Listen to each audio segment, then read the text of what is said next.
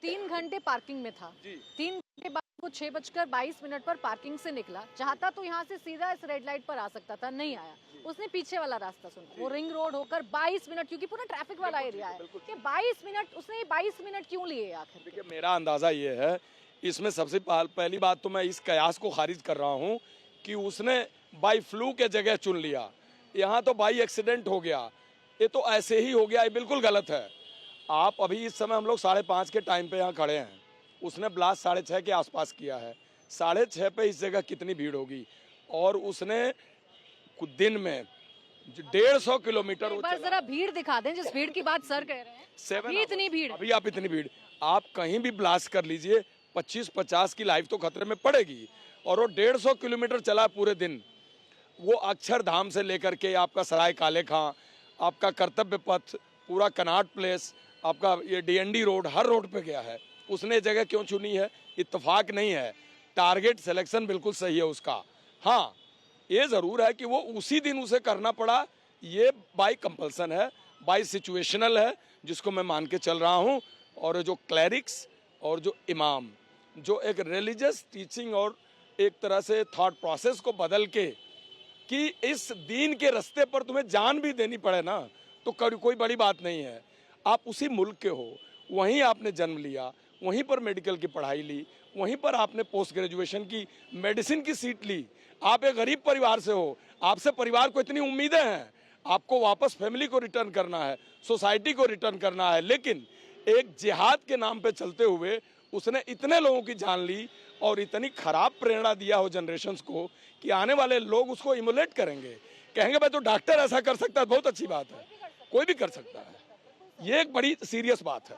दानिश का नाम आया है जिसे रेडिकलाइज करने की कोशिश थी। ना जाने कितने लोग होंगे जो इनके संपर्क में आए होंगे, ना जाने कितने लोग हैं जिनसे उमर ने बात की होगी, और उन तमाम लोगों को पता लगाने की कोशिश की जा रही है। पूरा एरिया देख लीजिए। अब देखिए, लोकल लोग भी यहाँ इकट्ठा हो गए। यहीं की रहने वाली हैं आप? हाँ जी। यहीं की, क्या नाम है आपका? नीतू। नीतू। जिस दिन ब्लास्ट हुआ था आवाज सुनी थी आपने? हाँ जी। सुनी थी। हाँ। क्या महसूस हुआ? बहुत जोर का धमाका हुआ था, उस दिन मंडे था और यहाँ पे रेडियो लगी हुई थी। मैं वहीं खड़ी थी जहाँ से ब्लास्ट हुआ। मैं काफ़ी जोर की भागी हूँ, इतनी जोर की एकदम गाड़ी आई है, गाड़ी से ब्रेक लगा, ब्रेक लगती भट देवी, बहुत जोर का धमाका। यहाँ तक कि उसकी छत जो उड़ के चांदनी चौक में गई है। उसके बाद हम लोग घबरा तबड़ी हुई, हम लोग भाग चले गए। अभी सोचा था ऐसे इस इलाके में ऐसा कुछ? ऐसा कभी नहीं सोचा था। हम लोग यहाँ पे रेडियो लगाते हैं, छोटे मोटे काम करते हैं। आप भी लगाती हैं? हाँ जी। आपका नाम क्या है भैया? दीपक कुमार। दीपक, आप भी यहीं पे काम करते हैं? नहीं, मैं तो वहाँ बुलंदशहर से आया हूँ घूमने खाली। अच्छा, आप यहाँ क्या सुना आपने ब्लास्ट के बारे में? देखा था मैंने, तो बुरा लगा मुझे। गलत तो हुआ ही है जो हमारे देश में हुआ है, होना नहीं चाहिए था ऐसा। किसी को उम्मीद नहीं है कि ऐसा हो सकता है, और करने वाले सफेद पोश डॉक्टर हैं सर।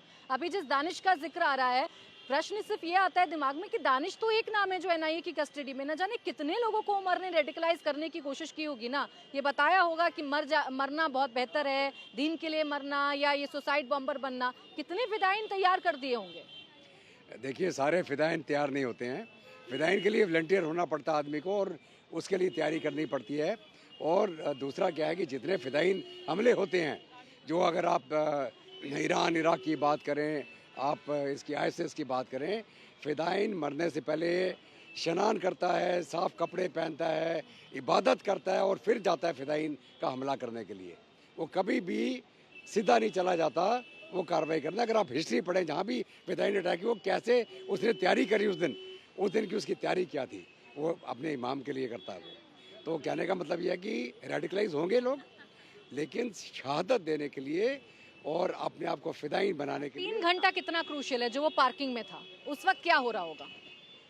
3 घंटे जो उसने बिताए यहाँ, तो सही समय का उसे मालूम था कि शाम को यहाँ पे ट्रैफिक जैम होगा और उस समय टारगेट अच्छा मिलेगा उसको। और इस दौरान हो सकता है उसने अपने किसी हैंडलर से बातचीत करी हो, वो एनआईए वाले और एनटीआरओ पकड़ लेंगे, वो सारी डिटेल मिल जाएगी कि 3 घंटे बैठ के उसने किसी से बात करी, क्या बात करी, और उसके दिमाग में क्या चल रहा था कि मैं तो पकड़ा जाऊंगा और अब मैं कौन सा टारगेट चुनूं।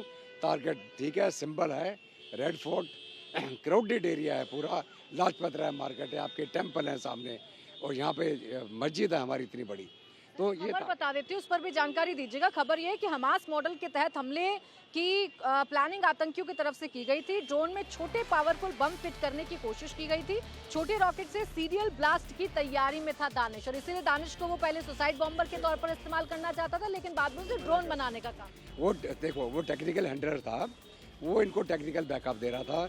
बॉम्ब असेंबल सब नहीं कर सकते हैं। बॉम्ब असेंबल करने के लिए आपको जानकारी होनी चाहिए, कितना एक्सप्लोजिव लेना है, कितना एरिया आपको डैमेज करना है, क्या उसमें स्प्लिंटर लगाने हैं कि नहीं लगाने, उसका आपने डेटोनेशन कैसे करना है, इलेक्ट्रिक करना है मैकेनिकल करना है, यहाँ टाइमर और यहाँ रिमोट कंट्रोल। तो ये होता है टेक्निकल आदमी का काम कि हमने इस प्रकार जाना है, दूर रहेंगे, रिमोट कंट्रोल से उड़ाना है। तो उस प्रकार से जो टेक्निकल आदमी है वो एक डिवाइस को तैयार करता है। तो उस आदमी ने जो डिवाइस तैयार करी, क्योंकि गाड़ी के अंदर था इसलिए स्प्लिंटर की ज़रूरत नहीं थी। और जो डेटोनेटर होता है वो किस दिशा में लगाया जा रहा है। अगर मैं नीचे से लगाऊंगा डेटोनेटर, धमाका ऊपर जाएगा। अगर मैं ऊपर से लगाऊंगा तो धमाका नीचे जाएगा। अगर मैं दाहिने से लगाऊंगा तो धमाका बाएं जाएगा। तो ये टेक्निकल आदमी डिसाइड करता है कि हमने इफेक्ट कहाँ लाना है, ऊपर, साइड में कि नीचे। तो वो टेक्निकल आदमी का काम है। और जो टेक्निकल आदमी है वही अगर ड्रोन का इस्तेमाल करना चाह रहे थे वो, और वो बिना इन्वॉल्व हुए रिमोट कंट्रोल से आप में दहशत फैलाने का उनका प्लान था। अगर ये पकड़े नहीं जाते तो ये भी रिमोट कंट्रोल से ही सारी कार्रवाई करते, आपको इनको ढूंढना मुश्किल हो जाता। एक ब्लास्ट नहीं, बहुत ब्लास्ट हो। बिल्कुल।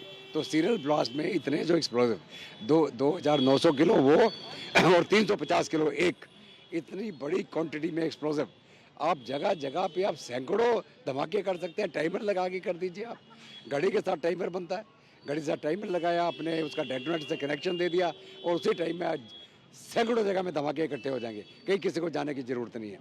तो कहने का मतलब यह है कि 6 दिसंबर का जो इनका टारगेट था वो इन्होंने बहुत अच्छे से प्लान किया था। और ये कहते हैं भगवान जो करता अच्छा करता है। अगर वो पोस्टर नहीं लगाता और उसको हम पकड़ते नहीं तो ये जो यहाँ कांड होने वाला था एक बहुत बड़ा कांड हो जाता। और ये तो है दहशत में आगे इन्होंने जल्दबाजी में यहाँ पे धमाका कर दिया, लेकिन इनकी प्लाने और मुसीबत बहुत बड़े थे।